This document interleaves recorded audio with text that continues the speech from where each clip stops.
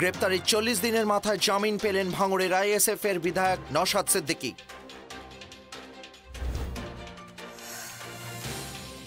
Adeno নিয়ে আতঙ্কিত হবেন না, বার্তা মুখ্যমন্ত্রীর।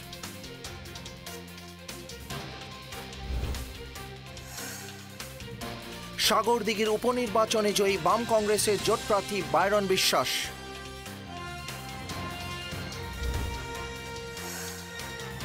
খুবই খুশি, ভোট প্রবণতায় বাইরন বিশ্বাসের জয় স্পষ্ট হতেই প্রতিক্রিয়া অধীরের।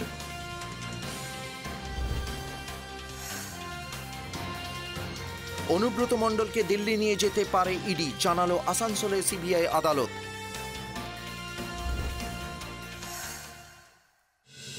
নবম ও দশমের অযোগ্য 618 জন শিক্ষকের সুপারিশপত্র প্রত্যাহার করল এসএসসি।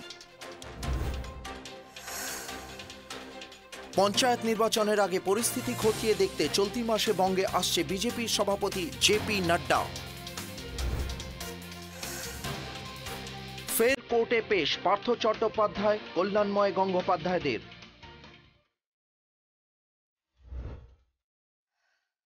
বছর ঘুরলে রয়েছে লোকসভা নির্বাচন। রণকৌশল ঠিক করতে আগামী 12 থেকে 14 মার্চ পানিপথে বসতে চলেছে আরএসএস এর বৈঠক।